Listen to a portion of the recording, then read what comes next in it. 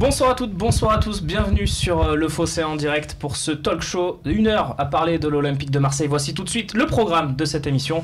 On commencera avec la rencontre contre Konyaspor et l'ambiance dans les tribunes. Le match également de Boubacar Kamara, sa première de la saison. On se posera des questions sur son avenir au sein de l'OM. Le point également sur l'Europa League, l'OM qui a pris la tête du groupe, c'est encore anecdotique évidemment, mais on en parlera. Et puis dimanche, dès 15h, l'OM se rend au stade de la Licorne à Amiens, un stade où il y a bien sûr des licornes, c'est connu. Stéphane Bringuier, après j'ai tenté une blague, je l'ai raté complètement, donc on va vous accueillir tout de suite, monsieur Bringuier, bonsoir. Oui, bonsoir à tous, ravi de revenir sur ce plateau pour en parler un petit peu de nos affaires. Et en général tu viens après des défaites, donc ça fait aussi plaisir de t'avoir. Ouais, après une victoire ça fait du bien, ça fait du bien. Oui, Romain.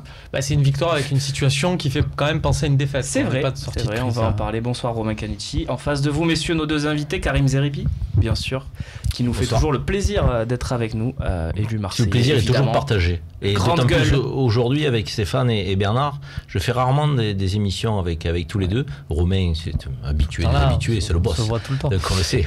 Mais c'est vrai que je suis content d'être avec cette tablée. Bernard, le plaisir est partagé également de t'avoir ici avec nous. Ancienne légende olympienne. Je le dis à chaque fois parce que le mot n'est pas galvaudé.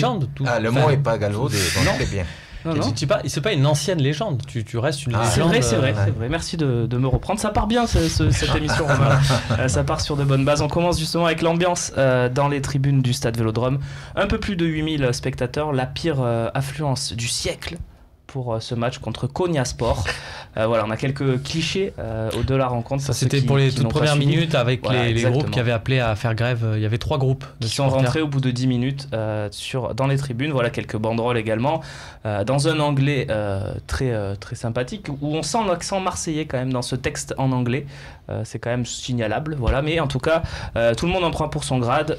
Monsieur Courte, comme dirait Jean-Claude Gaudin, Jacques-Henri Hérault, Rudy Garcia, tout le monde prend la tisane. Voilà. Il y a eu un peu de tout. Et il y a eu cet instant fumigène, Stéphane. On s'est dit au moment où ils allument les fumigènes, c'est joli quand même. Et puis ils ont commencé à les lancer sur le terrain. Là, c'était un petit peu plus chaud, non ? C'était plus chaud, alors très partagé sur cette ambiance, parce qu'effectivement, il y a eu d'abord une grande tristesse de voir ce stade Vélodrome vide, ça a été le premier sentiment. Le deuxième sentiment, ça a été un léger sourire quand les banderoles sont sorties, parce qu'elles restent quand même, on va dire, humoristiques, c'était un peu le truc. Et ensuite, moi, je me suis replongé dans la tristesse, parce que je me suis dit, pourquoi ? Quel est le but ? J'ai cherché, j'ai pas trop compris fondamentalement quel était le but recherché. Créer un électrochoc, il n'y a plus de possibilité de réajustement de mercato.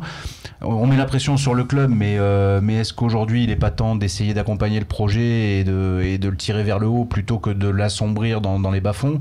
Je suis un peu, vraiment, je reste un petit peu en demi-teinte par rapport à ce sentiment-là. J'ai un peu d'incompréhension. Bernard, t'as vécu des moments comme ça en tant que joueur où tu ne comprenais pas forcément le public. On l'a vu, les joueurs... Non, j'ai eu beaucoup de chance. J'ai joué dans des équipes où justement on n'avait pas ce problème. Donc que ce soit à Saint-Etienne, que ce soit ici. Non, je n'ai pas connu ça. Comment tu juges ce qui s'est passé hier soir dans les tribunes ? Je me mets un peu à la place des supporters qui ne rencontrent pas. Mais on connaît ça à Marseille. On est capable du meilleur comme du pire. Donc le seul problème, c'est les fumigènes. On sait que c'est interdit et tout ça. Mais toujours pareil, ça se passe à Marseille. Reste à savoir s'il n'y a pas de suspension ou quoi que ce soit. Mais le problème, c'est à la fois les fumigènes, mais surtout que certains fumigènes, Romain, ont été lancés sur la pelouse. J'ai toujours fait la différence entre les deux, c'est-à-dire les groupes et le côté ultra qui est d'allumer un fumigène, le garder dans la tribune. Pour moi, c'est une chose. Là, on est dans le spectacle pyrotechnique. Le jeter sur la pelouse, on est dans quelque chose qui peut être sanctionnable aux yeux de l'UEFA. Et c'est quelque chose que moi, je ne comprends absolument pas. Mais même le simple fait des fumigènes, je trouve que l'OM va prendre une amende salée. L'OM va devoir dépenser de l'argent et au final ceux qui critiquent le mercato, les critiques sur le mercato, les critiques sur Hérault, Garcia, les joueurs, je les trouve tout à fait fondées. Les banderoles, il y en a plusieurs je trouve que j'ai trouvé très bonnes dans le sens de la revendication. Je trouve que c'est une arme extrêmement efficace et qu'à Marseille on sait très bien s'en servir. Donc là j'ai envie de dire bravo à ceux qui étaient mécontents. Mais il y a un mec qui va arriver manifester, là, Mais voilà, pour moi les fumigènes c'était de trop. Parce que derrière il va avoir une amende, parce que ça va permettre. Avec ces fumigènes ? Ça peut aller jusqu'à un match de huis clos. Et alors après, de se dire, ouais, mais de toute façon, personne va au stade et tout. Non, on peut pas prendre en otage ceux, même s'il y en avait que 10, on peut pas prendre en otage ceux qui voulaient voir ce match. Il y a des mecs, le prochain match, ça sera leur seule possibilité de leur vie de venir au Vélodrome. Il y a forcément des personnes à qui ça arrivera, et on va les priver avec un huis clos. Ça, je trouve ça que c'est trop. Et surtout, ça va, au final, décrédibiliser le mouvement d'ensemble, qui était un mouvement de contestation, qui pouvait s'entendre. Karim, qu'est-ce que tu penses de tout ce qui s'est dit et de tout ce que tu viens de voir En fait, moi, je rejoins le mécontentement. En tant que supporter de l'OM, je rejoins le mécontentement. Après, je suis, c'est un peu mon tempérament, plutôt pour, je dirais, une forme de mécontentement constructif. Et je considère qu'il y a des formes de mécontentement qui ne sont pas constructifs, qui desservent, je dirais, la cause pour laquelle on prétend effectivement être supporter. En l'occurrence, je suis pour qu'on manifeste mécontentement parce que le compte n'y est pas sur le terrain. Parce qu'en termes de football, j'ai le droit d'attendre autre chose en tant que supporter de l'OM. Nous avons le droit, massivement, les millions de supporters qu'il y a dans le monde que pour ce club, d'attendre autre chose, une autre qualité de jeu, un autre schéma de jeu, une visibilité sur ce qu'on veut construire dans ce club. Et tout ça manque. Donc on peut être mécontent de tout cela. En revanche, il y a des comportements qui desservent le club, qui desservent l'image du club, la marque du club, qu'on est censé aimer, qu'on est censé voir adorer. Je veux dire, qu'est-ce que c'est très bien que notre club est un peu, je dirais, véhiculé et vécu comme une religion. Donc il faut, j'ai envie de dire, avoir des comportements rationnels, expliquer aux dirigeants qu'on a le droit d'attendre plus. Mais il ne faut pas non plus que là, on ait des gestes et des actes qui, encore une fois, vont à l'encontre du club qu'on est censé aimer. Hashtag LiveTalk, si vous voulez participer, donnez vos avis, posez vos questions avec la partie questions-réponses qui arrive à la fin de cette heure. Romain. On a des supporters qui ont montré quand même qu'ils avaient une adhésion et qu'il y a aussi un bon côté. L'an dernier, quand McCourt et Hérault arrivent vraiment, qui nomment Rudy Garcia, le premier match au Vélodrome, vous vous en souvenez, c'est la réception de Bordeaux. Tu as une équipe où tu as Zinedine Machache et Aaron Izekaleya. Le stade, il y a plus de 50 000 personnes. Cette saison encore, il y a juste quelques semaines, quand tu joues Domzalé, tu as 48 000 personnes au stade pour voir Domzalé. C'est quand même unique en Europe d'avoir ces affluences-là et d'avoir une telle adhésion. L'inconvénient, après, on a le droit d'être mécontent. Les fumigènes craquaient autant. Moi, j'en ai vu autant dans le parcage des Ultras. Est-ce que c'est les Ultras? Est-ce que c'est des personnes qui sont allées dans la tribune des Ultras? Les Ultras n'ont pas revendiqué cette action. Moi, ça me dérange parce que ça fait une provocation, vraiment. Et puis, on rentre après dans l'ordre où on peut pénaliser. Il y a une très bonne question qui vient d'arriver sur le forum. Elle est posée par Anjay. Est-ce que les supporters marseillais ne se laissent pas gentiment embrigader par les médias parisiano-parigo, par exemple sur le mercato, qui serait catastrophique, dégueulasse, alors que bon, est-ce qu'il l'est vraiment? Voilà, il y a beaucoup de choses. Dans cette question, moi, je trouve la question excellente. Très intéressante. Le seul problème, c'est qu'il ne faut pas prendre non plus les supporters marseillais pour des benets. Ils ont des yeux pour voir. Karim l'a très bien résumé. Le compte n'y est pas à date. Et on est tous là pour dire ça ne va pas sur le terrain. On a parlé du fond de jeu de Rudy Garcia qui était absent, tous les cas on était incapable de le localiser, mais par contre il ne faut pas prendre les supporters marseillais. Mais est-ce que tu crois que d'entendre à longueur de journée l'OM Champions Project c'est n'importe quoi, le Fuck Project, ces trucs-là, est-ce qu'à force d'entendre ça c'est pas les médias, ça c'est pas des médias parisiens, les formules que tu viens d'employer. Moi j'ai vu un responsable de groupe de supporters ici même sur ce plateau, donc c'est pas les médias. J'enlève Parisiano-Parigo de la question, je l'ai cité, mais est-ce que les médias le vrai problème, c'est que l'exaspération taclé trop fort, je sais pas. Le symptôme, les signes sont aussi forts que l'attente. On attendait, la communication de l'OM. Mais la saison, elle n'est pas terminée. On a joué 5 matchs. C'est ça. Mais il y avait une grande attente. Il y a une grande exaspération.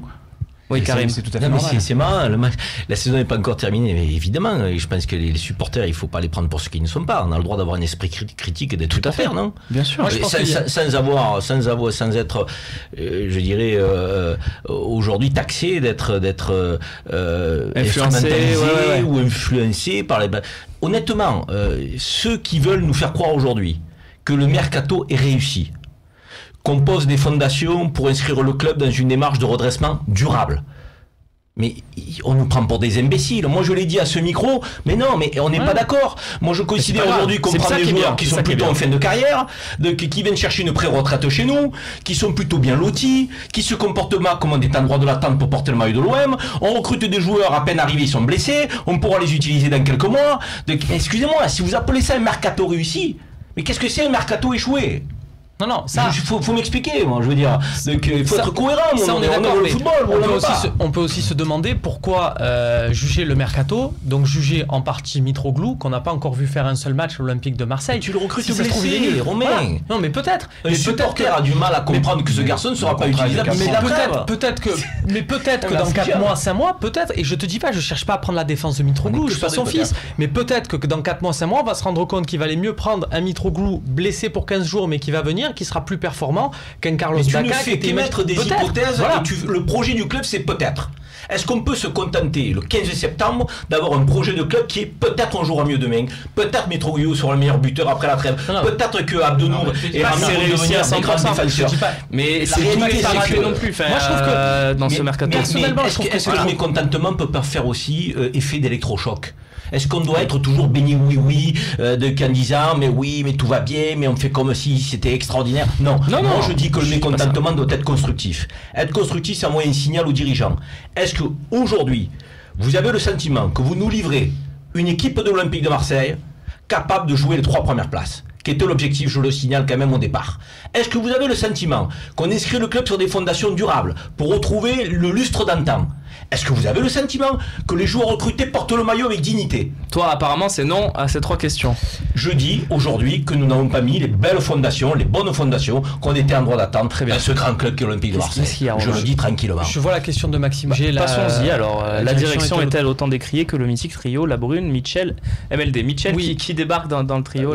Oui, mais voilà. Labrune, MLD, on se souvient qu'il y avait des périodes, notamment sur la saison il y a 2 ans, à la fin, il y avait des matchs où c'était les après-matchs contre Bordeaux, tout ça, c'était quand même très costaud. Non, alors c'est pas dans ce cas-là. Il y a toujours des gens qui sont contre ce qui est pour, mais enfin, il a raison. Ce qu'on voit sur le terrain ne peut pas. On va y venir. Voilà, ne peut pas justifier un mercato haut du panier. Moi, je trouve que on peut pas. Si la sonnette d'alarme est tirée un peu tôt, moi j'ai une explication. Alors on va me dire tu mets tout le temps sur le dos de ce mec-là, mais pour moi Labrune il est aussi pour quelque chose. C'est-à-dire que Labrune dans sa relation avec les supporters, il les a fait attendre en leur disant attendez, vous allez voir, on va faire ça, Il les a un peu endormis et du coup les supporters après quand ils sont montés au créneau se sont vus reprocher d'avoir trop attendu et on leur dit là vous gueulez trop tard. Je pense que maintenant, s'ils agissent maintenant, c'est parce que l'expérience Labrune les a servis et ils se disent on va tirer la sonnette d'alarme. Revenir sur la mais justement, mais eux l'ont vécu. Tous les groupes de supporters ont vécu la période avec Vincent Labrune et ils savent par expérience qu'il ne faut pas attendre pour tirer la sonnette d'alarme. Bernard, Stéphane et la conclusion pour Karim et puis on passera à un autre sujet. Là-dessus. Le recrutement qui est fait, il a été fait à la va-vite, qu'on le veuille ou non.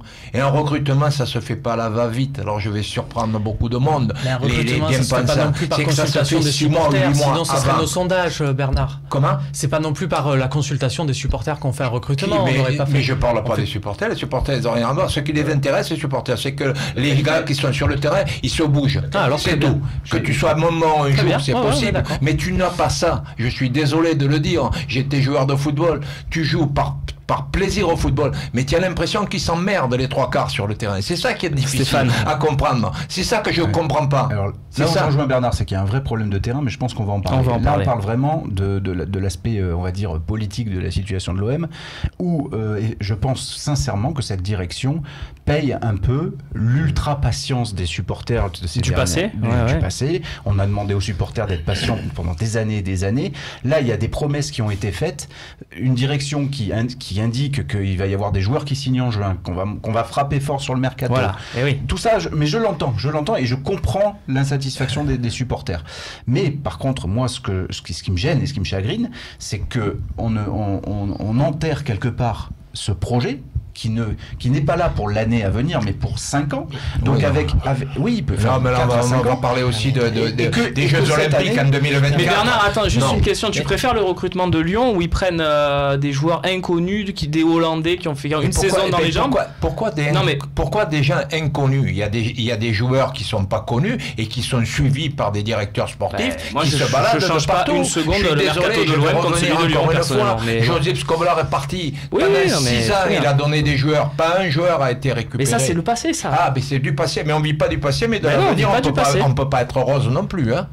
Qu'est-ce que tu voulais dire, Karim, pour conclure? Non, je voulais dire que moi, je suis très embêté. Je vais vous dire pourquoi. Parce que d'abord, je considère qu'on ne subit plus l'ère Labrune, contrairement à Romain. Je ne pense pas. On a une équipe qui est arrivée en novembre dernier, avec un coach, qui ont expliqué qu'ils n'avaient pas les moyens, au moment où ils sont arrivés, de mettre en place leur projet, ce qui était tout à fait entendable. On va arriver dans un mois, ça fera 1 an que cette équipe est en place. Tout à fait. 12 mois après, si on avait quelques velléités positives, un fond de jeu, des matchs qu'on a perdus, mais avec lesquels on a quand même mis des matchs références. Des matchs références. Si les joueurs donnaient le sentiment d'appartenir à un groupe, de faire corps, de mouiller le maillot, même s'ils sont défaillants techniquement pour certains d'entre eux, on serait indulgent. Je le sais que les supporters auraient été indulgents. Le vrai problème aujourd'hui que nous rencontrons, c'est qu'on a le sentiment que les mecs, ils partent dessus la jambe, ce qui est en train de se passer. Ils prennent ça à la légère. Oui, on a des gens dans les tribunes qui prennent plus à cœur ce qui se passe pour l'OM que des gens qui doivent aujourd'hui représenter l'OM. Donc moi, c'est pas Hérault qui me pose problème. Je vais mettre les pieds dans le plat. C'est pas Jacques-Henri Hérault. C'est Garcia. Moi, j'en veux pas au président qui doit incarner un projet collectif. Ouais. Et c'est ce qu'il fait. Je trouve qu'Hérault est plutôt bon et que Labrune était mauvais. Je dis que Hérault n'est pas aidé par le côté sportif. Ah non, mais ça, on est d'accord. N'a pas le coach aujourd'hui qui est capable de transcender son groupe, de créer les bonnes conditions tactiques, de nous donner de l'espérance dans les résultats sportifs. On a un problème sportif. Non, mais ça c'est tout à fait. Il faut qu'on parle sport, football. Et donc, rapidement, s'il te plaît, pour prolonger ce que dit Karim, il y a peut-être un effectif qui peut être utilisé de meilleure manière, et à ce moment-là, on se dira que tiens, parce que voilà, si tu utilises bien cet effectif, tu te diras il est pas si mal l'effectif, quoi. Pour moi, le problème est footballistique, il est sportif. Non, mais ça, on est d'accord. Je suis désolé, il est sportif, et je le reviens, et quitte à vous gaver avec ça, sur le choix des recrues qui ne sont pas des valeurs ajoutées telles que j'aurais pu l'espérer. Ouais, moi j'estime qu'une recrue aujourd'hui, en début de saison, doit surpasser les gens qui étaient dans ton groupe l'année dernière, parce que c'est une valeur ajoutée. C'est pas le cas. Et je dirais qu'il y a des joueurs qui sont bons, qui me font plaisir. Sakai, à ma vie, ça me fait plaisir. Est-ce que c'est eux qui doivent porter le club et l'équipe? C'est pas eux qu'on attendait. On attendait d'autres qui ne sont pas au rendez-vous. Rien que vu leur poste, non. Ceci dit, rapidement, si je suis d'accord avec Karim, et si c'est vrai que le problème pour moi aussi est avant tout sportif, je trouve que dans la com, je rejoins totalement les supporters, et j'ai un exemple concret qui est infaillible. Souvenez-vous, à la signature de Dimitri Payet, on nous a présenté ça comme un bonus, comme quelque chose qui n'était pas attendu, et que comme une opportunité de marché. Ouais, en plus l'été prochain, donc on a accueilli tous Payet de manière triomphale, parce qu'on a vu ça comme une petite friandise cadeau. Et au final, on se rend compte que Payet, c'est non seulement l'investissement le plus important, mais aussi celui qu'on nous a ressorti dans tous les bilans d'été. Et je pense qu'on nous aurait en janvier, on nous aurait dit en janvier, ok, on fait signer Payet, mais c'est le plus gros coup, c'est ce qu'on fera de mieux sur l'année. Eh ben, il n'y aurait pas eu un accueil si triomphal des supporters, et ça aurait été plus honnête au niveau de la démarche. Pour conclure cette partie, je vous propose d'écouter l'avis des joueurs. On a Valère Germain et Jordan Amavi sur le sujet. On va commencer avec Valère Germain. Une question simple: est-ce que lui, il serait venu supporter l'OM dans de telles conditions? Je sais rien. Oui, non, je pense que je serais venu quand même pour encourager. Certes, c'est sûr qu'il de temps en temps il râle un peu, c'est normal parce qu'on n'a pas fait de bons matchs lors des 2 matchs précédents, mais voilà, j'ai envie qu'il continue à nous encourager, et ça nous poussera encore plus à faire davantage et à gagner encore plus de matchs. Je le trouve honnête, ce garçon. C'est très honnête. Il me fait plaisir. Tu vois, j'ai envie de soutenir des garçons avec cette mentalité. On sent qu'il est gêné à la question. Tu veux écouter Jordan Amavi? Et on sent qu'il... Vas-y. Tu vas voir, c'est autre chose. C'est notre délire. Lui, il réagit sur l'ambiance. Comment il a vécu tout ça, Jordan Amavi? Bah, c'est vrai que ça fait vide. C'est pas le Vélodrome. Voilà, c'est pas le Vélodrome qu'on connaît, donc c'est vrai que c'est embêtant. Mais ça nous a permis de communiquer, de nous entendre un petit peu au début. Après voilà, ils sont revenus, ils ont foutu le bordel, et voilà, c'est ce qu'on aime. Voilà. Il est bien, Jordan, à ma vie, quand même, dans ses réactions Ils sont naturels. Ouais, ils sont plutôt bons. Le problème, c'est que Karim, tu disais que tu avais envie de. Ça sera la conclusion de cette partie, il faut qu'on avance. Il n'y a pas beaucoup de joueurs que j'ai pas envie de soutenir dans cet effectif. Il y en a quelques-uns. À part Evra, qui aujourd'hui n'est pas beaucoup défendable. Qui veut faire le représentant de la Croix-Rouge. Oui, voilà, mais sinon. On a fatigué, hein. Je te laisse passer à la deuxième partie. Écoutez, je vous invite à aller écouter chez nos confrères d'RMC l'excellent passage sur Patrice Evra de Karim qui a été découpé et mis en avant. Il est aussi dans le Zap de Rémi Chabert, le Zap qui sort à 19h sur le Phocéen. On passe tout de suite à Payet, justement. Payet numéro 10, c'était la petite nouveauté du système tactique de Rudy Garcia. Est-ce que ça vous a séduit ou pas? C'est le sujet de la prochaine partie.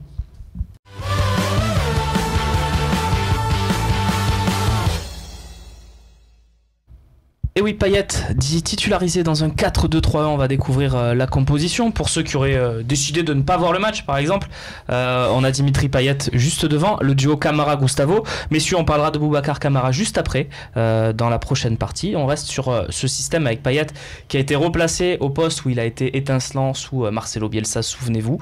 C'était derrière André-Pierre Gignac ou un peu Michy Batshuayi selon les rencontres. Puis Zambo. Et là, oui, puis Zambo. On marque plus Zambo, on dit ça. Non, moi j'aime bien écrire. On t'appelle Romain Aé. Mais ça arrive des fois qu'on écorche mon nom de famille, notamment sur ce plateau. Donc Payet, derrière l'attaquant, voilà la compo. On va regarder le but d'Adil Rami avec quand même un corner bien tiré par Dimitri Payet. Oui, Bernard, enfin peut-être pas, je sais pas. Heureusement, voilà, ouais. Mais bon, passe décisive. Et sache Bernard que l'UEFA a intégré Dimitri Payet dans son 11 type de la première journée de l'Europa League. Voilà. Mais c'est bien, je ne sais pas qui est venu voir le match, mais enfin, pourquoi pas, hein, pourquoi pas. Il y a des gens qui peuvent avoir d'autres opinions. Donc tu n'es pas trop convaincu, toi? Non, pas du tout. Par contre, si tu es à côté des gens qui avaient les fumigènes, du coup... Je sais que Stéphane est plutôt convaincu par l'idée, donc je propose un duel, Stéphane contre Bernard. Stéphane, tu vas prendre la parole en premier. Allez, j'attaque. Est-ce que tu es convaincu par cette idée de Dimitri Payet en 10? Est-ce que tu veux le revoir? Est-ce que c'est cool, quoi, quelque part? 30 secondes. Évidemment que je veux revoir Dimitri Payet en 10. Pourquoi? Parce que il doit être le leader technique de l'Olympique de Marseille. Il est complètement inefficace à gauche selon moi parce qu'il dézone totalement. Il n'abat pas le travail défensif qu'il faut dans son couloir. Et aujourd'hui, moi j'ai vraiment envie de le voir derrière l'attaquant, derrière Germain ou derrière plus tard Mitroglou. Et une fois que Mitroglou sera arrivé, voir Germain sur le couloir gauche, ça aussi ça me séduirait. Donc Dimitri Payet aujourd'hui, il a quelques kilos en trop, mais quand il a retrouvé son état de forme, ce sera le leader technique du club. Quelques kilos en trop. C'est un petit tacle quand même glissé, malgré cet argumentaire défensif. Ouais. C'est plutôt bien joué. Tu désamorces peut-être des bombes de Bernard Bosquier. On va voir. 30 secondes, Bernard. Non, comme quoi il avait vu sur... Allez. Vas-y, c'est parti. Il avait vu sur le terrain qu'effectivement il avait quelques kilos en trop, mais peut-être ça n'empêche pas de jouer les kilos en trop. Donc non, je trouve qu'il n'est pas... au niveau où sa réputation a été faite, c'est tout. Donc ça peut revenir. Mais enfin, à Marseille, on n'a pas le temps. Mais tu ne le mettrais pas en 10, toi, c'est le sujet. Non, je ne le mettrais pas en 10. Contre Rennes, il était à gauche, il a joué de partout, sauf à gauche. Il est allé d'un côté et de l'autre. Et deuxième chose, tant qu'à côté de Germain, il n'y aura pas un attaquant, un véritable attaquant de pointe, il n'y a personne qui pourra tourner autour. On t'a laissé les 30 secondes, c'est dépassé depuis quelques secondes. Mais reste sur l'attaquant parce que c'est le fameux leitmotiv du talk show quelque part. Bernard Bosquier est l'avant-centre. Voilà. Alors, et Bernard Bosquier est le libéro et le stopper que personne ne veut entendre parler. Mais ça, c'est le deuxième chapitre. C'est le vieux con qui parle. Restons sur l'attaquant. Du coup, tu disais que Payet, il a besoin de... Non, Payet, c'est surtout le petit Germain qui a besoin. Et il a besoin de quelqu'un autour de lui. Donc pour toi, Germain est plus important que Payet dans l'OM actuel? Oui, si on lui met ce qu'il faut, oui. D'accord. Oui, c'est pas ton avis, je suppose, Stéphane. Non, c'est une formule, mais dans ce cas-là, on joue sans Payet. C'est-à-dire que tu mets Germain derrière le Mitroglou une fois qu'il sera rétabli, et ça n'empêche pas que je veux. Enfin, ça n'empêche que je veux. Alors, on a eu deux avis tranchés. Vous pouvez voter sur Twitter. On va voir pour qui vote Romain et Karim. Top. Comme l'entraîneur fait tourner, il y aura l'occasion de faire tourner un coup chacun. L'avis de Romain et de Karim. Karim, tiens, pour commencer, tu votes pour qui? Je suis désolé de dénoter, mais j'ai du mal à me prononcer pour un vote à partir du moment où le joueur n'est pas affûté physiquement. Je suis désolé de vous le dire. Et sur l'idée philosophique, que ce soit dans l'axe central en tant que numéro 10 ou que ce soit sur le côté gauche, tant que ce garçon n'aura pas retrouvé sa forme physique, je pense qu'il ne sera pas dans le rendement qu'on espère. Et s'il est dans sa forme physique, alors pour le coup, à contrario. C'est un joueur qui est capable de jouer, autant sur le côté gauche que milieu de terrain en position de numéro 10. Oui, mais philosophiquement, tu le préfères à gauche ou derrière l'attaquant? Non, je dirais que dans l'équipe qui n'a pas d'attaquant qui mange les espaces, qui prennent la profondeur, j'ai du mal à imaginer Payet efficace en position de numéro 10 derrière ceux qui ne sont pas des attaquants de profondeur. C'est très clair. Et donc, je le préfère sur le côté en rupture, capable de prendre le côté, de rentrer, de frapper et autres. Donc, c'est ce que je préfère. Si nous avions des attaquants de profondeur, je pense qu'il a toutes les qualités pour distiller et être un excellent pourvoyeur de ballon. Romain Canutti, pour conclure cette partie, il faut qu'on avance. Après, il y a Boubacar Kamara, il y a plein de sujets. On parlera de Sanson, de Thauvin. Voilà, il y a beaucoup de sujets, Romain, pour conclure ce duel. Moi, Payet en 10, hier je l'ai vu avec un short avec des poches pour être un peu plus tranquille. Je l'ai vu, alors certes il y a un déchet très important, pour moi c'est peut-être un de ses plus mauvais matchs, mais en même temps il faut reconnaître qu'il a beaucoup tenté. Donc est-ce que c'est une manière de le mettre dans la bonne voie, parce que je suis d'accord avec vous, il y a peut-être une forme qui est pas optimale. Je pense que dans un 4-2-3-1, l'avoir en 10, c'est bien. Le seul bémol, c'est que du coup... sur les côtés, là, tu as des joueurs sans remplacement et qui sont pas un bon. J'ai vu une question de Jeff Gabarachito qui parlait par exemple de Sanson et qui nous disait tiens, du coup Sanson à gauche, c'est pas bon. Et là, Sanson, de toute façon, quoi qu'il arrive, il est pas bon. Donc essayons de le mettre à gauche où il a un travail défensif. Garde tes munitions sur Sanson. On a une partie consacrée exactement à ça. Sanson et Thauvin sur les côtés, donc tu pourras développer ce point de vue. Boubacar Kamara, on l'a vu, on sait maintenant ce que ça vaut en milieu défensif et on va en parler tout de suite.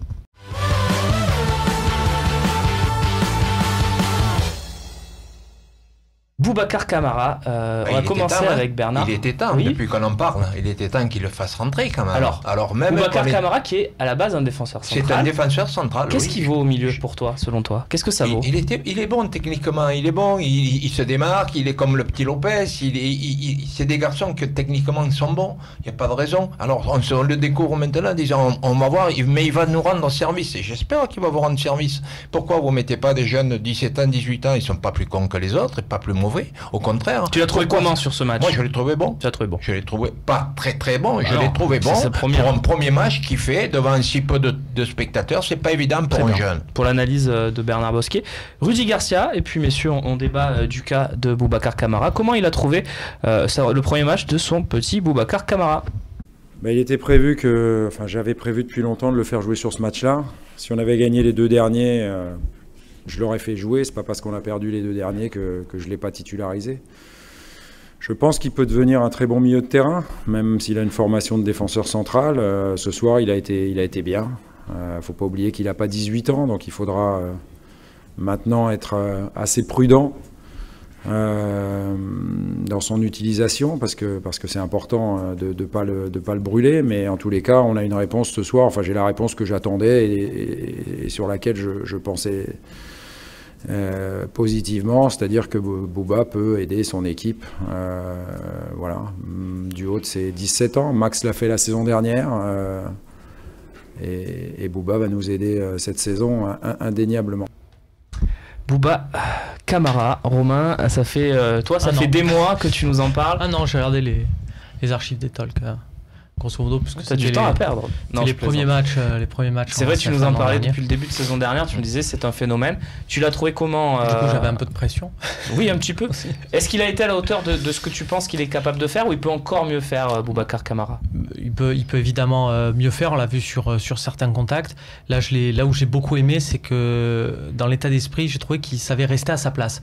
Il y a une action en seconde période où il récupère le ballon, il fait une feinte pour éliminer le défenseur, il monte, et son premier truc, ça a été de décaler pour Payet, qui est une frappe de Payet. Oui, il pouvait frapper d'ailleurs Kamara, mais il a préféré donner à Payet. J'aime cette idée de se dire, il a compris qu'il était à ce poste-là. De toute façon, c'est là où c'est utile d'avoir une formation de défenseur. Il est là pour équilibrer l'équipe, pour épauler Luis Gustavo, pour permettre aux 4 de devant de vraiment s'éclater. Et donc, du coup, il donne les ballons, il fait briller, il regarde, il y a Luis Gustavo et Payet dans sa zone, il joue pour eux. Et ça, moi, j'espère ne pas voir un joueur avec le temps qui prend lui aussi le jeu à son compte, qui pense qu'il veut briller, qui pense à ses stats. Là, j'ai vu un joueur d'équipe. Stéphane, il est phocéen du match avec Luis Gustavo. Oui, on a un duo de phocéens du match. C'est très intéressant parce que je pense qu'il n'aurait peut-être pas fait le même match sans Luis Gustavo à ses côtés. C'est peut-être pas faux. Et contrairement à ce que dit Rudy Garcia, je pense qu'il aurait, il a changé son schéma tactique et le changement de schéma tactique a entraîné la titularisation de Kamara. Oui, tu penses que c'est un peu du pipeau ce voilà, truc de j'ai là est prévu. Mais son idée de le placer en milieu défensif, par contre, lui appartient depuis le début, et ça, on peut au moins le lui accorder.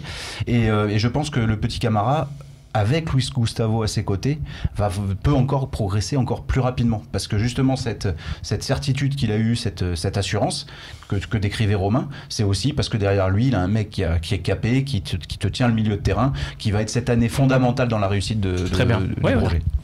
Moi, si j'avais un adjectif pour définir la prestation de Camara hier, je dirais prometteur. Et dans le contexte de notre équipe aujourd'hui, tout ce qui est prometteur est appréciable. Oui. En l'occurrence, j'ai envie de dire, puisque ce garçon est prometteur là où on l'a mis, pourquoi ne pas en faire une promesse d'avenir en défense centrale? Donc tu rejoins un petit peu Aumont Basilou sur le forum qui dit qu'il veut le voir en défense centrale plutôt que Rolando. Et j'argumente 30 secondes, même pas.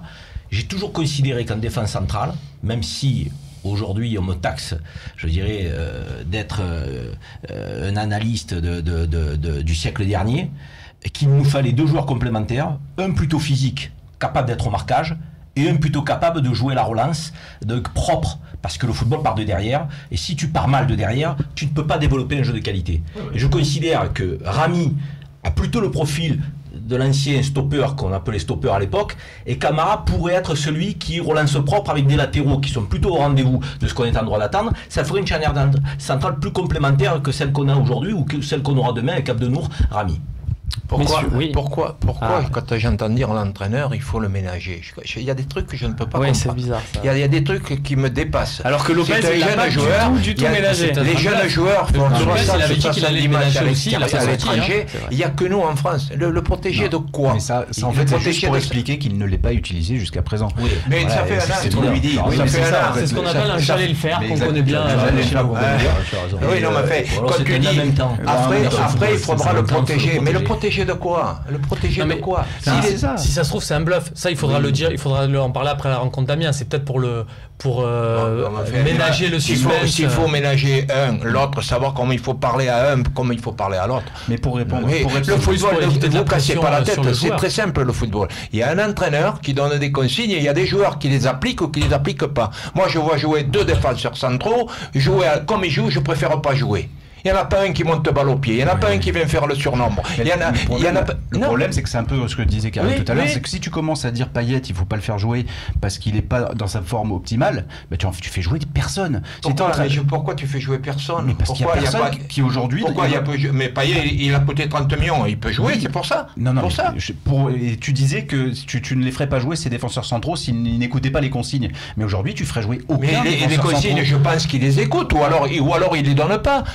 Quand tu joues libéraux, tu montes balle au pied, tu réactives vite le jeu, tu montes faire le surnombre et à ce moment-là ça décroche. Mais quand je vois 2 défenseurs centraux qui font 100 mètres dans le match, oui effectivement, je me pose des questions. Je pense que ces joueurs aujourd'hui qu'on utilise en défense centrale, ils ne sont pas irrespectueux des consignes. Ils sont incapables de faire ce que tu dis. Non, mais ça n'est pas pareil. Je pense que leur qualité intrinsèque ne correspond pas au plan de jeu que tu imagines.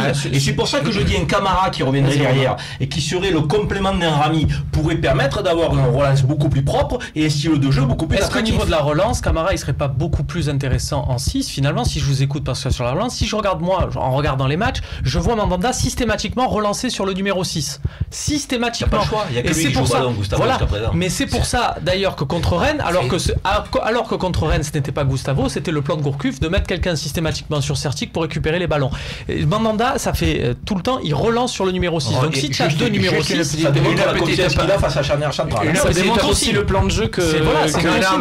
La parenthèse que je vais mettre, c'est Mandanda, il relance le jeu 2 minutes après qu'il ait pris le ballon dans les mains. Le football, c'est pas ça. Oui. Mais c'est vrai. Il faut tout regarder. Pour finir sur la question de l'internaute qui était intéressante, parce qu'il disait mettre Camara en défense centrale et mettre Zambo au milieu. Moi, je préfère, c'est mon avis, avoir Rami et Abdenour derrière, même si vous n'êtes pas content de leur relance, mais ne pas avoir Zambo au milieu. Pour moi, il me faut des éléments de conclusion, Stéphane, s'il te plaît, qui va dans son sens. C'est-à-dire que je vais te taper si aujourd'hui Garcia titularise Camara, ça met en valeur une chose, c'est qu'on n'a pas le profil de joueur qu'il faudrait. Et qui manque un milieu de terrain. Comme on dit. que Garcia a eu un bon coup en replaçant. N'oublions pas que c'est Garcia qui a replacé Camara au milieu de terrain. Il faut lui rendre quand même. Même si Camara est très bon, il manquera peut-être quand même au milieu de terrain. Lui rendre hommage de quoi? Qui te dit que Camara serait pas meilleur en défense centrale? On n'a pas essayé, on peut pas savoir. On verra. Peut-être que ça va devenir une très bonne pioche au milieu de terrain. Certes, mais aujourd'hui, est-ce qu'on a plus de difficultés au milieu de terrain avec un Gustavo? Non mais attends, excuse-moi, un Gustavo et les 3 joueurs que tu as au milieu de terrain, techniquement, ils sont plutôt pas mauvais. Est-ce que derrière, c'est satisfaisant? Dès le départ, on explique que derrière, ça n'est pas satisfaisant. Ça n'est que mon avis. Et on conduit toujours les mêmes. Pour moi, le problème de cette saison, il n'est pas en défense centrale, il est au milieu de terrain. Pour moi, le gros problème depuis le début de saison, écoute, chacun ses goûts, mais moi, mon avis, c'est qu'au milieu, il se passe rien. Tu prends 9 buts, tu penses que ça vient du milieu de terrain. Lopez et Sanson, c'est des fantômes. C'est des fantômes, Lopez et Sanson. Et les erreurs de marquage, c'est Lopez et Sanson. Non, mais écoute, tu prends pas. Il y a plein de matchs où tu n'as pas pris de but cette saison. Comment on n'arrive pas à se retourner derrière? Tu as un peu d'attaque à mais oui, ils sont les gars, on va tous se mettre d'accord. C'est à tous les niveaux que ça va pas parce que Payet et Thauvin devant. Je suis désolé, mais ils sont largement. Tiens, on va parler de devant. On y va tout de suite. Est-ce que les ailiers sont au niveau de ce qu'on attend? Voilà, Sanson, Thauvin, on en parle tout de suite. Il y a un certain accord.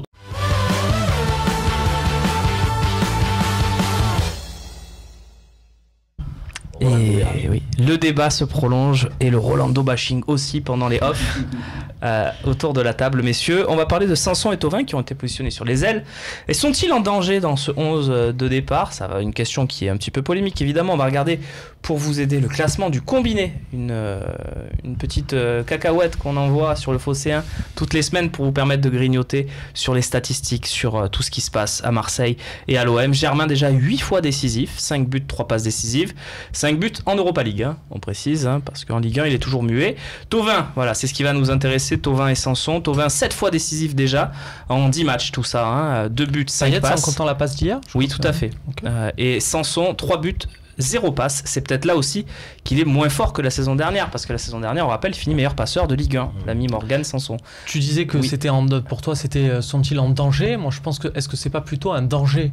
Un danger alors. Ouais, voilà, parce que moi surtout ce que j'ai vu sur le match d'hier et ce qui m'inquiète, c'est que quand il a fallu les remplacer, j'ai vu rentrer Boudin Sarr et j'ai vu rentrer Lucas Ocampos. Ouais. Ce qui est pour moi pas très loin du néant. Et je me dis que c'est des joueurs qui ont besoin un peu d'être stimulés. Thauvin, hier je l'ai vu beaucoup tête baissée et j'ai plus le Thauvin de la fin de saison dernière. Et Sanson, j'ai l'impression, ça fait un mois qu'il a beaucoup de mal, qu'il ne trouve pas son football. Donc ça me dérange. Sanson, ailier gauche, c'est bien. Il a joué à Montpellier. Oui, mais est-ce que c'est bien pour autant? Je pose la question. Il a des qualités quand même dans un 4-2-3-1 de repli défensif, il a des qualités de percussion. Ce sera meilleur que Payet parce qu'il travaillera plus défensivement, mais c'est pas son poste.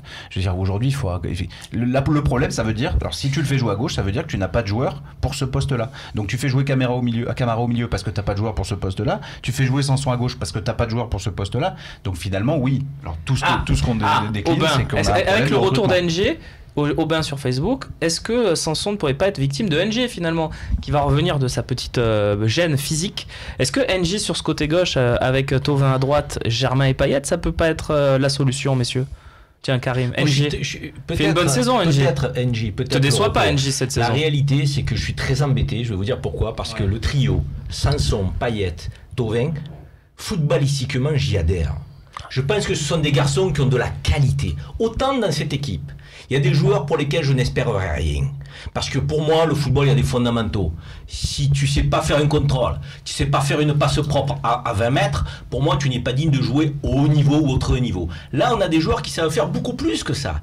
Ils sont doués techniquement, ils ont une vision de jeu. Sanson, il a de la vivacité. On doit être capable, avec ces 3 joueurs, d'animer le jeu. On doit être capable de ne pas perdre le ballon. On doit être capable de faire tourner les défenses adverses. Pourquoi ça n'est pas le cas? Donc, j'aime bien aux critiques que j'émettais au départ. Est-ce que le coach sait faire jouer son effectif? Est-ce que le coach a un fond de jeu qu'il sait faire partager? Pour l'instant, non, mais. Est-ce qu'on a un ADN? Est-ce qu'il les a pas fait décrocher mentalement aussi? Pardon? Est-ce qu'il les a pas fait décrocher mentalement aussi? Peut-être, tu as raison, il y a un tout. Le mental est très important, tu as raison. Après, pour la première fois, il aligne vraiment un truc nouveau, quoi. Il a fait quelque chose contre Konyaspor. Joueurs. Même si ça n'a pas tout marché. C'est pas là qu'on doit douter. Il y a de la qualité chez ces 3 joueurs. De belle qualité.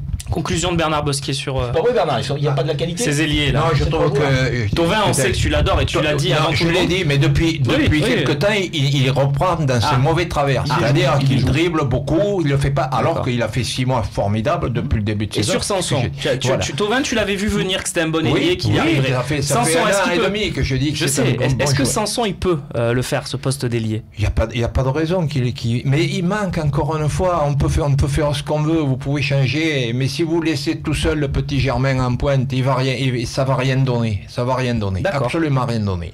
Ça, pour toi, c'est le cœur du problème. C'est sûr et certain. Très bien, parce messieurs. que toutes les équipes qui vont venir ici vont jouer défensivement, vont lui mettre un stopper derrière lui, et puis ils vont couvrir derrière. Très bien. Il y a un problème de production de jeu. On aura d'autres questions sûrement sur le jeu, évidemment, dans les questions-réponses. Si on veut avoir des questions-réponses, il va falloir qu'on avance, messieurs. On parle tout de suite de l'Europa League. On va juste faire le point sur le groupe. On va voir où se situe l'OM et aussi ce qu'ont fait nos adversaires.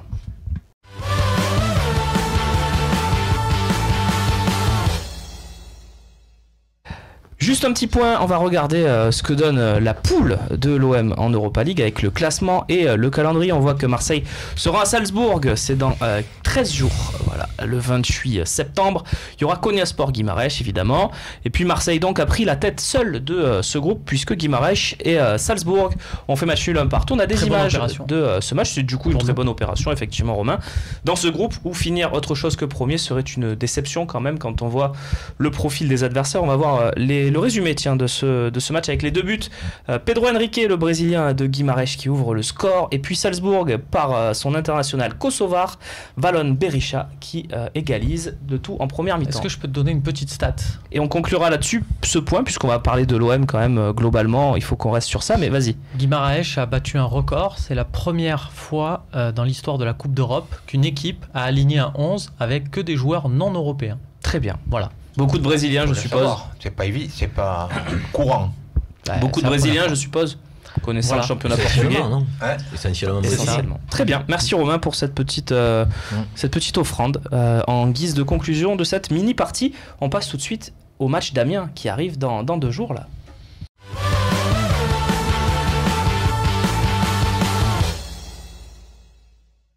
Amiens Olympique de Marseille, c'est l'affiche de 15h de dimanche, une affiche qui sera disponible chez nos confrères de beIN Sport, pour ceux qui se posent la question. On va regarder tout de suite la composition d'Amiens. Amiens qui réalise un bon début de saison avec notamment un stade de la Licorne difficile à prendre pour les adversaires. Et il y a quelques joueurs, notamment un, Romain, je sais, qui te font plaisir dans cette équipe, le petit Kakuta là. Ouais, plus que Kakuta, moi cette équipe en général d'Amiens, je l'ai vu jouer il y a 2 ans au stade de la Martine contre Consola. Comme quoi, hein, et c'est pas passé loin pour. C'est pas passé loin. Et ils avaient quand même pas mal de points de retard. Et je vois des joueurs qui sont. Alors après, c'est l'agent John Williams qui a fait un peu cette équipe l'an dernier. Il y a beaucoup de joueurs passés par le centre de formation du Havre. On sait que c'était le premier agent de la Sanadiara. Voilà, c'est toute une. Merci de nous préciser ça, Romain. C'est assez. Puis ils ont eu des problèmes avec la LFP. Il y a d'autres clubs qui s'en sont plaints, c'est assez obscur à ce niveau-là, mais je trouve que c'est une équipe incroyable. Le joueur qui a recruté Lyon, près de 10 millions d'euros dans cette équipe d'Amiens, va valoir aussi le coup d'œil. C'est une équipe, moi, qui me fait peur. Tu parles de Kakuta, je me souviens de ce petit pont qu'il avait mis à Gignac là, à l'époque où il avait été prêté par Dijon. C'est un joueur en pleine confiance, et là voilà, c'est des joueurs, je vous le dis, il y a 2 ans, lui à 17 ans, puisqu'on parlait des jeunes de 17 ans, lui à 17 ans était meilleur que Griezmann, hein. Oui, voilà. Mais là, il revient bien. Il est dans une équipe qui joue pour lui. Manzala sur le côté a fait aussi de bonnes choses. Donc, grosse pression. Voilà, on connaît pas trop tous ces joueurs évidemment. Mais encore une fois, ce que l'on retrouve dans ces joueurs, dans eux, dans d'autres équipes et tout, c'est cette envie qu'on ne retrouve pas. Bon, je suis pas. On va voir, peut-être que ça va revenir. Non, mais je dis peut-être ça va revenir. Mais c'est des équipes, ils ont peu de moyens et tu les vois, ils se défendent. C'est ça qu'on peut reprocher. Moi, je suis supporter de l'Olympique de Marseille, mais mouille le maillot au moins. Je sais que ça veut rien dire mouiller le maillot, mais quand tu vois des équipes comme Rennes, quand tu vois des équipes comme Amiens, ils cavalent de partout. On dirait qu'ils ont faim après le ballon. Alors Rennes, ça faisait 6 mois qu'ils n'avaient pas couru aussi. C'est peut-être pour ça ils ont tout lâché d'un coup. On a l'impression que les gars ont faim, ils veulent se défoncer, c'est tout. Voilà. Aujourd'hui, toutes les équipes doivent nous faire peur. Dans le contexte. Et dire ça, c'est pas faire offense à notre marque et à notre club. C'est être réaliste. En revanche, c'est vrai qu'on va aller à Amiens, ils vont être galvanisés par leur public, par leurs supporters, par leur bon début de saison. Qu'est-ce qu'ils ont à perdre, Amiens ? Mais rien, mais bien Contre-performance sûr. contre l'Olympique de Marseille. Mais c'est ça d'ailleurs. c'est le match de l'année. Le coach va s'appuyer là-dessus. Nous, Ouais. on doit être physiquement au niveau d'Amiens et techniquement au-dessus. Eh ben, vous savez ce qu'on va faire? On va faire la compo. C'est une petite nouveauté là que j'essaie de vous distiller dans ce talk. Le coach, c'est nous, messieurs. On est 5. L'unanimité l'emportera pour positionner les joueurs. La majorité, pardon. Fais attention avec les termes majorité, unanimité. Il y a Karim autour de la table, donc pas d'erreur. On commence. Le gardien, ça devrait être Yoann Pelé, sauf si Mandanda revient. Donc on va le positionner évidemment sur cette compo qui va s'afficher. Blessure de fierté, peut-être. On va faire la compo tous ensemble. Stéphane, est-ce que Sakai, on le met ou on met Bounassar? Non, Sakai, évidemment. Non, c'est pour... Pas de choix. On n'enlève pas le meilleur joueur de l'équipe, je suis désolé. non, Sakai. Non, pas donc. Bounassar. Hein. La charnière, J'ai tiens. dit Sakai. La charnière, tiens, Stéphane. Oui, Stéphane, tiens. La charnière, on va pas bouger de toute façon, on va pas récupérer Abdennour avant bien longtemps, donc on va rester sur du Rami Rolando. Rami Rolando, Romain aussi? Ouais. Écoute, elle ne m'emballe pas, mais on ne peut pas changer tous les matchs. On peut pas changer, d'accord. Alors le débat, c'est peut-être l'arrière gauche. Ou pas? Puisque c'est nous, le coach c'est nous. Le débat entre Jordan Amavi et Christopher Roca. Par exemple, ou voilà. Non, moi je reste sur Jordan Amavi. J'ai beaucoup aimé son match et je trouve qu'il est intéressant dans son apport offensif. Est-ce qu'il peut le remettre à ma vie, Garcia? Pourquoi on pourrait pas le remettre? Tu sais, commencer dans un vestiaire, commencer dans un groupe, est-ce que c'est possible de lever Patrice Evra? Mais moi je pense que Evra, excusez-moi de poser la question. Pourquoi de le remettre? Est-ce que c'est possible de ne pas remettre Patrice Evra contre Amiens? Mais comment? Je pose la question. On peut poser la question à l'inverse. Est-ce que c'est possible d'imaginer de remettre Evra après la performance d'Amavi? Alors oui. Excusez-moi, c'est possible. Oui, je vais prendre l'argumentaire qui est dans la tête de Romain. Merci en disant, Stéphane, j'arrive peut-être pas à bien l'exprimer. Que Rudy Garcia pourrait être tenté pour une paix sociale du vestiaire de remettre Evra sur le terrain. Non. Attends, je te mets à l'aise. Une paix sociale du vestiaire, ça veut dire quoi? Non, mais pour nous, quoi, faut que tu te bats dans le vestiaire? Mais j'ai jamais vu ça. Non, mais qu'il y ait des altercations. Mais quand il sort Sakai, il y a deux matchs de ça. Quand il sort Sakai, il y a la place d'Evra qu'Evra est nul. Pourquoi il sort Sakai? Parce qu'il est sûr que le japonais, c'est le seul qui va fermer sa gueule. La vérité, elle est là. C'est comme ça que tu est-ce que tu penses que c'est comme ça? Je suis pas en train de défendre Mais on n'est Garcia. pas en train de justifier Garcia, on est en train de dire selon nous quel est le 11 acceptable. Selon nous, il y a Moi, Cavani. si l'OM est une république, je pense qu'on doit être dans la république de la méritocratie. Dans la méritocratie républicaine de l'OM. Est-ce que Sakai et Amavi sont des méritants? La réponse est non. Donc, est-ce qu'Evra est méritant? La réponse est non.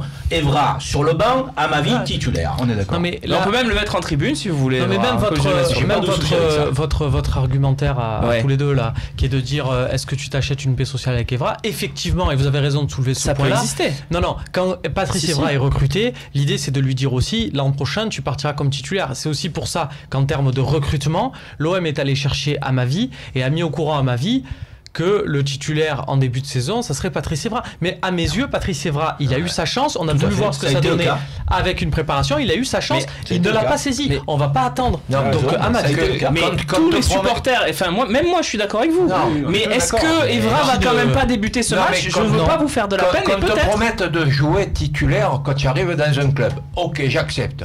Mais quand tu n'es pas capable de justifier les ambitions qu'on a vis-à-vis de toi, tu dégages et tu me dis dans le vestiaire qu'est-ce qu'il va y avoir. Il va y rien avoir. J'ai envie de dire ce qui peut nous sauver sur ce match et la titularisation d'Amavi à la place d'Evra, c'est qu'aujourd'hui Garcia est dans la situation plus de sauver son cul que d'assurer la paix sociale du vestiaire. On part sur un 4-2-3-1, on essaie de remettre cette formule qui a été plutôt... Avec Luis Gustavo et Camara pour ma part, je sais pas vous. Stéphane, Luis Gustavo Camara.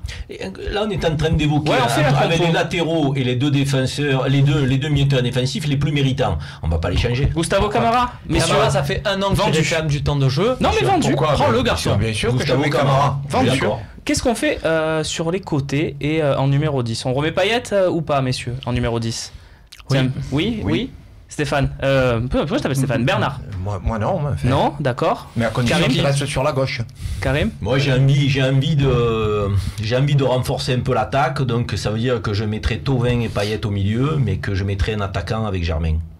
Donc oui, mais tu le mets quand même. Donc je le mets au milieu avec Payet. On part sur Payet. Thauvin, donc tout le monde le met évidemment. Oui. Côté droit. Côté gauche, est-ce qu'on remet Sanson? Est-ce qu'on tente un NJ? Tu pensais plus à NJ peut-être? Tout à fait. Donc plutôt NJ pour Karim. Tout à fait. Je suis assez déçu de Sanson. Il était envoyé d'accord. 19e homme là sur le match donc Konya Sport. NJ n'était même pas sur le banc, on sait qu'il prend un groupe de 19, il en envoie un en tribune. Celui envoyé en tribune sur ce match-là, c'était NJ, vraisemblablement pour son problème musculaire. On ne dit pas au dernier moment. Il y avait personne d'autre sur le banc. Excuse-moi, on préfère Lucas Ocampos pour jouer attaquant, donc je pense que c'était vraiment une question musculaire. Ouais, s'il est rétabli, pourquoi pas tenter. Pourquoi pas. De toute façon, Payet, maintenant, il rentre en balance et c'est très bien avec Maxime Lopez. Alors, je vous dis pas que Maxime Lopez est au niveau de Dimitri Payet, mais c'est deux joueurs qui aimant beaucoup de ballons. Ouais, c'est vrai. Et Maxime Lopez, quand il est arrivé à l'OM, il a été très bon parce que tous les ballons passaient par lui. Et depuis l'incorporation, non, moi c'est pas ça. C'est qu'on a toujours dit Sanson, Maxime Lopez, c'est les mêmes. Pour moi, c'est pas du tout. Pour moi, le problème de Maxime Lopez, ça a été Payet parce que c'est deux joueurs qui aimantent tous les ballons. Et pour moi, tu peux en avoir qu'un dans l'équipe. Donc c'est soit Payet, soit Maxime Lopez. Surtout si tu fais jouer Payet dans l'axe. Alors oui, Bernard. Surtout quand tu dis le petit Lopez, c'est les ballons. C'est le seul qui demande le ballon. Quand il y a le porteur du ballon qui arrive vers lui, c'est le seul qui se démarque. Ça, t'as le numéro 10 qui est le libéraux. Enfin, pour reprendre ton... Oui, parce que moi, Lopez, je l'ai vu. C'est tout comme toi. Un ballon. Regarde-le pendant le match. Regarde combien de ballons il perd. Alors, on m'a dit, ah ouais, mais il est pas très gros, il est pas très gras, il est pas assez costaud. C'est pas ce qu'il dit, Bernard. C'est pas du tout ce que je dis. Je dis simplement qu'un numéro 10 qui vient chercher le ballon très bas, il est plus à la construction au milieu de terrain. Un peu plus haut. Et si on lui dit de venir chercher le ballon, mais c'est une connerie. Comme il fait. C'est une connerie, c'est pas dire qu'il est donc on met qui à gauche? Mais pourquoi on n'essaie pas de vous mettre d'accord en vous disant que s'il vient chercher le ballon si bas, c'est parce que le ballon ne remonte pas comme il l'espère. Et donc on a un problème de relais entre lui. Dans cette équipe-là, ça va. C'est peut-être mieux en 10. Et il était l'an dernier, il avait joué notamment à domicile contre Rennes, proche de l'attaquant, juste derrière l'attaquant. Il avait été très satisfait. Après, je dis Lopez ou Sanson, je préfère Sanson en 10. Non, moi je te dis. Non, mais parce que vous on dit tous gauche.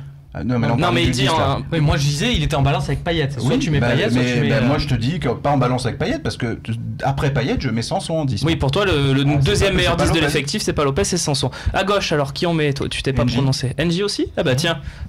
Bernard, NJ aussi? Oui. D'accord, NJ alors, Clinton, le retour dans le 11, ça sera peut-être pas le cas, mais voilà, le coach c'est nous. Oui, mais tu vois, là, moi je mettrais l'expression. Dans cette et oui, mais tu n'es pas majoritaire, je pense. Mais vas-y, dis-nous quand même. C'est pas ça, non, parce que je suis en train de dire que je mettrais NJ, je l'ai dit moi-même parce que je veux gagner en profondeur. Mais tu vois, je mets pas NJ au niveau de Thauvin, si tu veux. Tactiquement, NJ, je le fais monter un peu plus proche de Germain, si tu veux, et Thauvin un peu plus proche de Payet. Regarde ce qui se passe là. Ah là, les frères Chabert. Mais dans un vrai c'est pas mineur les gars, c'est pas mineur ce que je suis en train de dire. Pourquoi? Parce qu'à un moment donné il faut jouer avec les qualités des joueurs. Thauvin il est capable de venir à côté de Payet rechercher des ballons pour distribuer. Ils ont de belles pattes. NJ il faut qu'on gagne en profondeur. Très bien. On ne joue pas assez en profondeur dans ce club. Ben voilà votre 11 messieurs. On a rajouté un peu de profondeur avec NJ pour Karim. Voilà ce que le coach que vous représentez aujourd'hui pour l'OM bien sûr. Le coach que vous représentez aujourd'hui a décidé pour ce match. On conclut avec le classement, le calendrier et on passera aux questions-réponses. Elle est pas mal cette équipe évidemment. Il faut aller chercher quelque chose à la mienne là avec cette équipe. Comme quoi le recrutement, le classement, comme quoi le recrutement, et le calendrier. Comme quoi le fond de jeu. Après je te rassure, on ne parle que d'Amiens. L'OM a 7 points. Il va falloir commencer à prendre des points dans cette saison. Voilà, 10e place, toujours la première partie de tableau pour Marseille qui est à 4 points de la 3e place et à 3 points de la 19e. Voilà pour la conclusion de cette partie. Le calendrier évidemment. On peut dire que tout est possible d'un côté comme de l'autre. Tout est possible d'un côté comme de l'autre. On appelle la 5e journée. Tout est encore possible. Et on te le souhaite en tous les cas. Amiens OM Toulouse, Salzbourg OM pour les prochaines rencontres. Voilà le calendrier complet jusqu'à Paris. Tiens. Ou Nice OM pas mal. Nice OM, ouais, exactement. Qui conclura le sprint actuel de l'OM avant la trêve internationale. On passe tout de suite aux questions-réponses. Allianz Arena.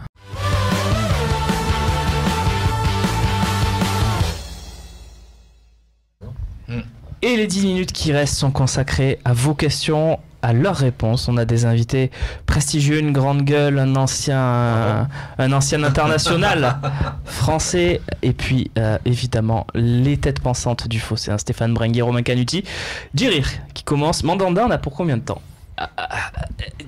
C'est difficile les blessures mentales. Là, il y a une petite paroi fierté à l'intérieur du cerveau. Alors, je suis pas médecin, mais il faut le soigner. Ça, il faut mettre une baume massante pour récupérer un peu de la les blessures les plus difficiles à soigner. Hein. Non, plus sérieusement, Mandanda, il a, musculaire. Quand même, Romain. Il y a des gardiens qui ont des blessures musculaires tout le temps et qui jouent. Mandanda, il a fait 800 saisons à l'OM, 800 saisons où il a fait tous les matchs. Et là, il revient, au bout de 3 matchs, il est blessé. Bon, voilà. Pas sans savoir que ces dernières années ont été plus compliquées que ses premières, physiquement, à Steve. Tout de même. Ouais. Et ça l'a pas empêché des fois de jouer, même diminuer. Là, je pense. C'est vrai. Elle est très bonne cette question qui arrive là. Alors, Pixi Stojkovic, qui les enchaîne, les talks avec les bonnes questions. Les blessures musculaires, normalement, il peut nous en parler. Non, mais elle est bonne. Elle est bonne. Vas-y. Non, elle est bonne parce que je pense qu'effectivement. Comment expliquez-vous toutes ces blessures musculaires? On doit s'interroger. Alors peut-être qu'on doit s'interroger sur la préparation, parce qu'effectivement, un groupe où tu as énormément de blessures musculaires est synonyme d'interrogation sur la préparation. Mais peut-être que le mental est allant avec le physique, que cette équipe n'est pas mentalement en bonne santé et que derrière, ça génère des blessures musculaires. Deuxième chose aussi. Et on a commencé en juillet aussi. Je m'aperçois quand même qu'au niveau des jeunes, beaucoup de travail physique qui est fait. Et il y a quand même une répercussion, qu'on le veuille ou non. Ça fait 37 ans que je vois, depuis quelque temps, les garçons faire des tours de terrain, faire des étirements quand ils ont 12 ans ou 13 ans. Les garçons qui sont après stagiaires ou professionnels. Donc on s'aperçoit qu'effectivement, il y a des risques de blessures qui sont plus importants que à l'époque où je jouais moi, où on jouait avec des ballons avec les lacets. Donc, remettons quand même dans le contexte. Ça ne peut pas expliquer qu'il n'y en ait plus chez nous que chez les autres. Non, mais chez les autres, c'est pareil. Hein. Je pense qu'il y a des blessures chez les jeunes joueurs, des contractures, des claquages. Après, il y a des préparations qui sont toutes un peu irrégulières. C'est-à-dire qu'on a reçu des joueurs tardivement. Il y en a qui se sont blessés pendant le mois de juillet. Il y en a qui sont arrivés blessés. Il y en a qui sont arrivés blessés. Après, est-ce que la préparation de Rudy Garcia a été bonne? Ça, je pense qu'on le jugera aussi lorsqu'il faudra le juger, quoi. Et on jugera aussi la préparation. Mois de janvier, mois de février, c'est là aussi, c'est en deuxième partie de saison qu'on va juger la bonne. Garde la parole, Stéphane. J'ai envie de t'entendre sur la question de Tommy 98. Le traitement réservé à Rod Fanny est-il juste alors qu'il était loin d'être le pire la saison dernière? De quel traitement on parle? De quel traitement on parle? C'est vrai, de quel traitement on parle? De quel traitement on parle? On parle simplement d'un joueur qui a jamais, qu'on n'a pas voulu conserver. Rapport à justement la saison dernière, quand on parle qu'il était loin d'être le pire la saison dernière, je rappelle que dans tous les sondages qu'on a pu faire sur le Phocéen, Rod Fanny, il fallait au revoir, merci. Voilà, donc aujourd'hui, quand on voit Rod Fanny qui profite... C'était le Higher Project. C'était le Higher Project. Et donc quand on écoute Rod Fanny aujourd'hui profiter d'une situation de crise au sein de l'équipe pour dire « Hey les gars, je suis là et prêt à jouer », je trouve ça presque indécent. Presque aussi indécent qu'Evra qui distribue des sandwichs à des... Presque alors. Presque. Parce qu'il dit quand même juste qu'il a envie de jouer aussi. Non.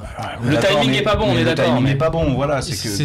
Donc c'était juste on peut dire que c'était juste un message sur Instagram, mais même sur son compte Instagram, qu'il avait fait une vidéo avec un pigeon là sur. Oui, très bonne vidéo d'ailleurs. Voilà, moi ça me dérange, c'est-à-dire qu'on était passé devant chez moi dans cette vidéo. Je sais que tout le monde s'en fout. Mais voilà. Quelle image t'envoie quand même quelle image t'envoie quand tu as un joueur qui est en réserve que tu essaies de faire partir parce que l'OM a essayé de le faire partir et que le mec il fait des vidéos avec un pigeon, c'est quelque part t'es là à dire moi quoi qu'il arrive je resterai pour prendre mon salaire. Position qui peut s'entendre. Tout à fait. On en a déjà beaucoup parlé. Moi, je serais à sa place, je ferais exactement pareil. Je resterais 1 an pour prendre mon salaire plutôt que d'aller gagner 4 fois moins dans un club de Ligue 1 et tenter d'être ridicule à jour de foot.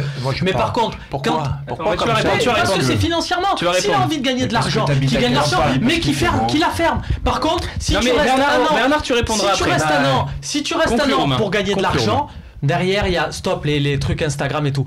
Pour moi, là-dessus, ça peut être vu comme une faute. Moi, si je fais ça au Phocéen, je peux vous dire que je reste pas en poste et c'est tout à fait normal. Et j'ai même pas la décence de me présenter au Prud'homme. Mais t'as plus tes jambes de 25 ans comme Rod Fanny. Bernard, qu'est-ce que t'as à répondre à Non, tu es joueur, tu as envie de jouer. On le sait, qu'on le veuille ou non. Alors pourquoi t'es resté à l'OM cet été? Si vraiment t'avais envie de jouer. Quand il avait envie de jouer, il serait parti. Envie de jouer, pourquoi tu restes à l'OM? Est-ce que Marseille lui a donné la possibilité de partir? Est-ce que quelqu'un l'a demandé? Est-ce qu'un club s'est intéressé à lui? Mais je dis dans la tête d'un joueur, si tu es un vrai professionnel, tu as envie de jouer. Tu peux pas. Si tu es un vrai professionnel, tu as envie de jouer, alors que tu sais que t'es barré, tu peux aussi résilier ton contrat et aller jouer ailleurs. J'en ai vu des joueurs faire ça. Est-ce qu'il a fait ça? Non. Mais peut-être qu'il n'avait pas de club aussi. Mais on est d'accord. Donc si lui il n'a pas de club qui le sollicite, nous l'OM, on doit lui donner une chance de jouer. C'est la personne qui s'intéresse aux joueurs et il aurait une place à l'Olympique de Marseille. Il n'a pas dit dans le même Champions Project. Non, oui, je te dis oui, moi. Je te dis en défense centrale à la place de Rolando. Le mot de la fin, je te dis oui. Et après, on passera à la dernière question de cette émission. À Rod Fanny de ne pas être le roi de la vertu, parce qu'on est quand même dans un milieu, le football, où la vertu, c'est quand même pas la qualité première des uns et des autres, et en même temps, on est en droit de lui reprocher la manière dont il manifeste son envie de jouer. Je trouve qu'il le fait avec une forme d'ironie et d'absence de solidarité pour le groupe qui est en difficulté, et en tant que footballeur professionnel, c'est pas très digne. Il pourrait le faire autrement, et je pourrais comprendre que ce garçon manifeste l'envie de jouer, mais pas comme il le fait là. Là, il le fait avec une tantinet de provocation qui est un peu dérangeante. C'est bien synthétisé, Karim. Je pense qu'on est plutôt tous d'accord avec ce que tu viens de dire, à part peut-être Bernard, mais... Non, moi je dis qu'il pouvait jouer, effectivement. Comment ça se passe en coulisses, je suis pas... Je suis pas à l'intérieur, je connais les choses qui se passent dans le football. La dernière question, Loïc Lucho, qui nous demande... Il nous parle de la pelouse. Tiens, la pelouse est encore pitoyable hier. À quand un vrai changement à ce niveau? C'est une très bonne question. Oui, parce que ça mérite un vrai coup de gueule. Parce que là, c'est pas les intempéries, on peut pas. Tiens, vas-y, le coup de gueule de Stéphane Orenguet. C'est un vrai coup de gueule dans le sens où ce sont pas les intempéries qui ont provoqué l'état de délabrement dans lequel se trouve la pelouse du Vélodrome. Et le problème, c'est que c'est récurrent. C'est là où c'est plus grave. C'est qu'on a du mal à avoir une pelouse. Mais en même temps, régulière et de bonne qualité. Quand tu fais le Tour de France 2 jours avant le premier match de ta saison. Dans ce cas-là, c'est qu'il y a un problème de professionnels de la spécialité. Enfin, je veux dire, on n'a pas de jardinier en France, on n'a pas de moyens techniques. On a gestion municipale. Non mais c'est impossible. Voilà, c'était pas ce club là. Je le dis tranquillement, il y a un problème de gestion municipale. Soit le stade Vélodrome, c'est l'antre du football, et à un moment donné, tu le protèges pour qu'on y joue au football comme on doit y jouer au plus haut niveau. Soit c'est effectivement le palais omnisport de tout le monde. Et là, à ce moment-là, tu fais des coïssières, tu fais le Tour de France, tu fais la grande fête des enfants, tu fais le rugby et compagnie. C'est le cas en ce moment. C'est le stade Vélodrome, c'est l'antre du football. Et pour l'instant, c'est ça. Et là, on est en train de l'abîmer. Je suis d'accord avec toi, mais là, il n'y a rien qui explique l'état de la pelouse. Il n'y a pas d'événements. Mais si, il y a des choix qui sont faits en termes d'événements. Stéphane, la pelouse. Mais comment tu veux que la pelouse elle est prise? Mais dimanche à l'échauffement. Elle n'est pas restée 15 jours d'affilée sans faire de match dessus. Je vais t'expliquer. Dimanche à l'échauffement. Et ça sera la fin de cette émission derrière. Ils ont fait le taureau. Ils étaient 5 ou 6 devant la tribune centrale sur le côté gauche.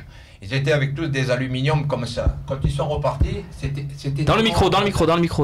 C'était tout noir l'endroit où ils ont fait. Ils sont restés 20 minutes à faire le taureau. Et le taureau, tu piétines le terrain. Ouais.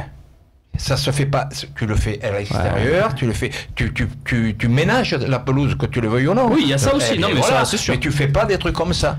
Allez, peut-être aussi que les ultras ont jeté les fumigènes pour peut-être refaire pousser la pelouse. C'est peut-être des vertus qu'on a pas. Stéphane Brenguet gagne un duel. Ah oui, 2-3 ans que tu n'avais pas gagné. C'est pas une simple victoire là. Donc Payet en 10, ça a conclu cette émission. Les gens le veulent. L'ami Dimitri. Le retour de Stéphane. Voilà. Déjà j'avais été battu sur Tauvin il n'y a pas très longtemps. Non, je me rappelle. Non, c'est pas ça. C'est possible. Mais c'est vrai que je ne me souviens pas d'une victoire de Bernard Bosquet. Non. Merci Bernard en tout cas. On reparlera des stages Bosquet, mais je crois que là, on a le temps. Trop tôt, on a le temps. Merci Karim, à très vite. C'est toujours un plaisir de t'accueillir sur ce plateau, messieurs. À très vite aussi. Ah oui, très vite. Très vite. Bon voyage à Amiens. Merci Romain, c'est très gentil. Merci à vous de nous avoir suivis. Vous retrouvez justement Romain Canuti lundi à ma place pour le prochain talk. Salut à toutes et à tous.